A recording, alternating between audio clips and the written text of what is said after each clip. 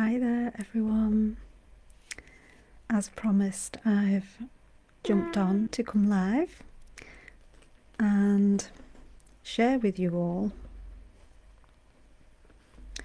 a simple analogy that helps to illustrate privilege, intersectionality, and how we can topple the top 1% without needing to do anything to them. So it's very simple, very easy, and everybody can do it.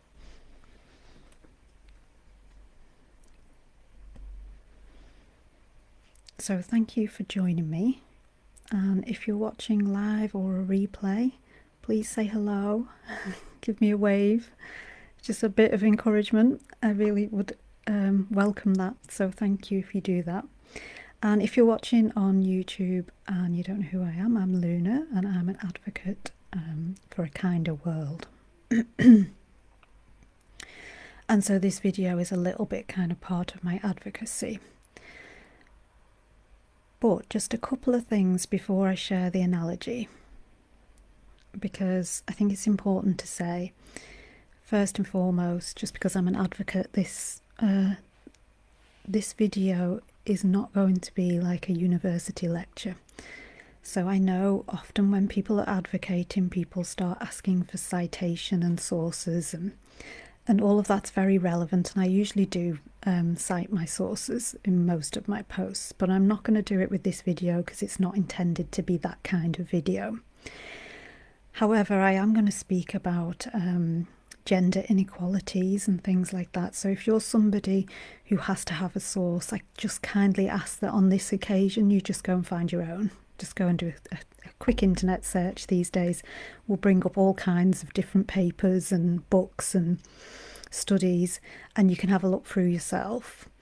One writer who I would recommend, or one woman that I would recommend, is Peggy McIntosh, and you can also look for smaller studies and things that have been done by United Nations, for example. So they're just a couple of examples of places that you could start if you want to.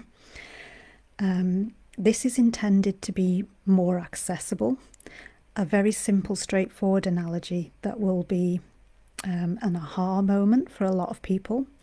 And for those that already understand privilege, intersectionality, and are already working in those fields, it's just an easy way of sharing it with people, like a descriptive way of getting people to understand. And I'm talking about people that maybe just haven't realised it yet.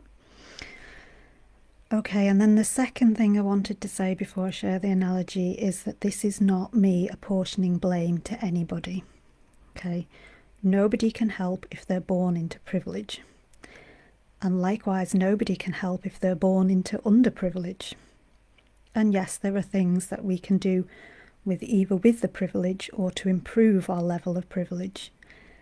But we have to understand that there's a lot of factors that feed in for all different groups of people, whether they're privileged or underprivileged or just average. And so this is not meant to be slagging anybody off or blaming anyone. Rather, it's meant to be empowering so that we all can kind of go, oh yeah, and it might be maybe even a little bit triggering to listen to, because, if we realise that we're more privileged than we thought we were, that can be triggering. And likewise, if we think, oh, I'm actually less privileged than I thought I was, that can be triggering as well. And so I just ask that this is for everybody, and again for comments as well, that nobody's putting any comments that are blaming people or that are going to make any group of people feel left out. Okay, because that's not what the intention is behind this. Okay, so the analogy is very simple, and it's basically a game of snakes and ladders, which I think most people will have played when they were little. And basically with snakes and ladders, you're either going up a ladder or sliding down a snake, right? Okay.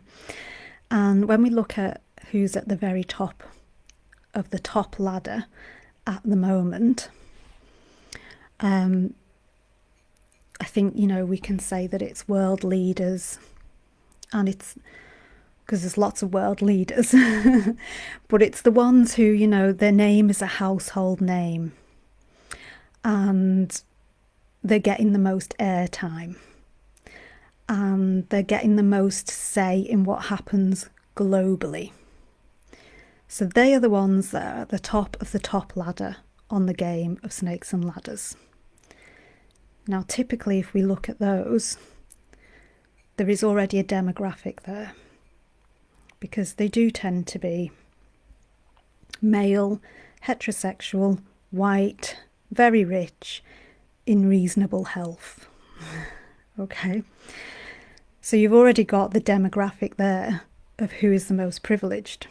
So they're the ones at the top of the top ladder in the game of snakes and ladders. But now let's talk about intersectionality, which is how different characteristics of people create layers of discrimination that then force them into less privileged positions. So let's say one of these white men who are rich, heterosexual, in relatively good health. Let's say one of those is actually a man of colour. Well, he's going to slide down the snake then. He's going to go down a rung by sliding down the snake. Okay, let's say he's not heterosexual, he's gay. He's going to slide down the snake and he's going to go down another rung. Okay, let's say, well, because of those things, he's been held back a bit and he's not as rich as the other ones at the top of the ladder. Okay, so he's then going to slide down the snake again. And let's say, okay, but he's actually got chronic illnesses, so he's not very well. He's going to slide down the snake again. And let's say, oh, actually, he's got an addiction, actually, that, you know, we weren't sure of, but he's got an addiction. Okay, well, he's going to slide down the snake again. Yeah, and you can see he's getting lower and lower and further away from this top 1% of privileged people.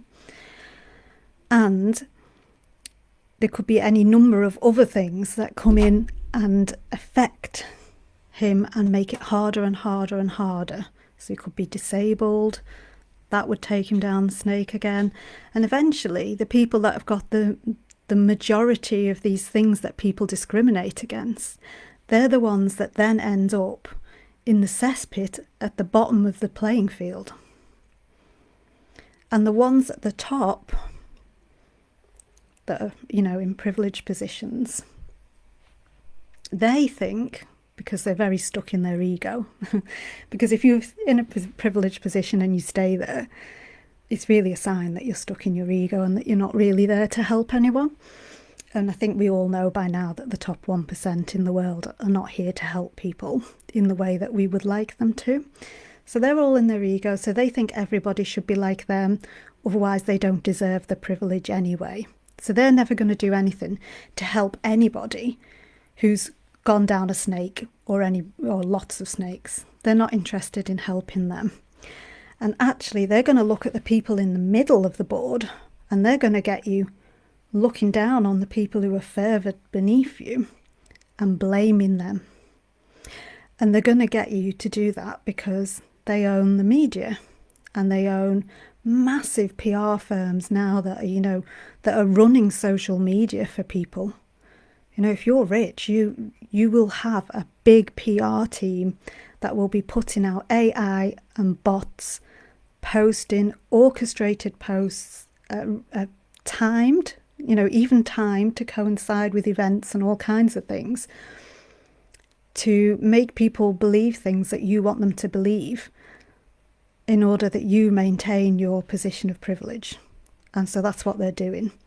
And they're then making people believe that the people at the very bottom deserve to be at the bottom and that they deserve to be at the very top. And the people in the middle are just shaken to their core and don't feel able to do anything about it.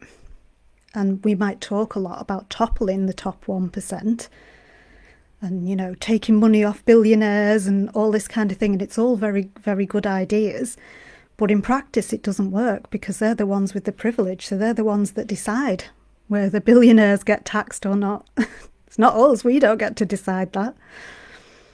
And so what we have to do is think about it differently. We need to change our perspective. So what we need to be doing is looking at the people in the cesspits at the bottom and seeing how we can lift them up. Because here's the thing, listen to this. If you start lifting people up onto the ladders begin to shake.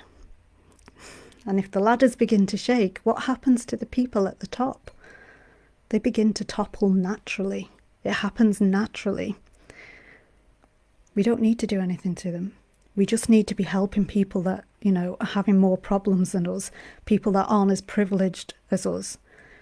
And if every single person right now stopped, looked around them, at their family, their community, their colleagues, friends, loved ones, and they thought, oh, okay, well, who's got more of the intersectionality? Who's the least privileged out of everybody I know? And if everybody turned round and did that, and did just one small thing to start helping the least privileged person that you know, already we would start to create equality, because they would start moving up the ladder. And as they move up the ladder, you don't fall down, because you're the one pulling them up. And then that creates the equality that we're all craving. Because really when we say we want to topple the top 1%, what we're really craving is equality. We want fair chances for everyone. Well, if that's the case, we can't leave people behind. We can't leave them behind because of things that make them different or stand out, or, in the past would have been a negative thing. We've got to look at everybody as a human and do what we can to help them.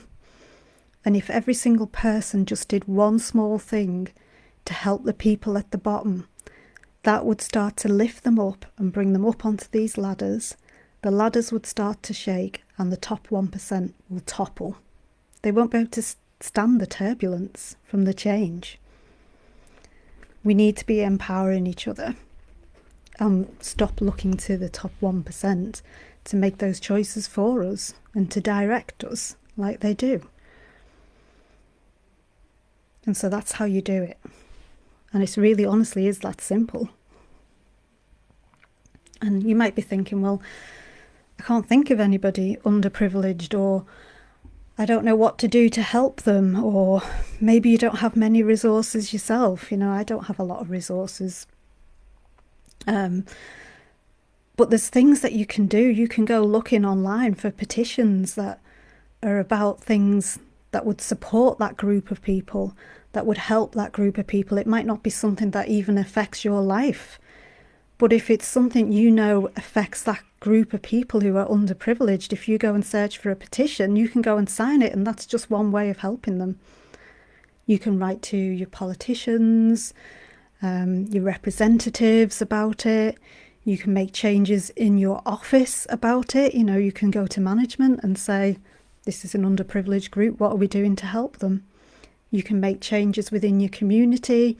Everybody can do something, and granted, everybody's skill set and time and resources and even motivation will differ, and that's okay, because we're all human and we've all got lots going on in our lives.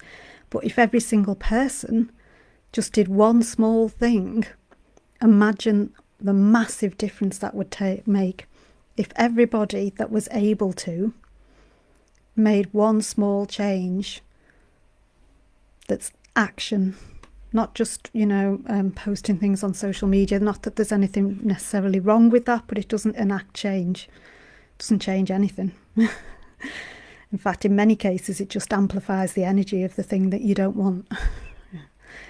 So we need to start getting aware. We need awareness, and then we need to start on the path of action.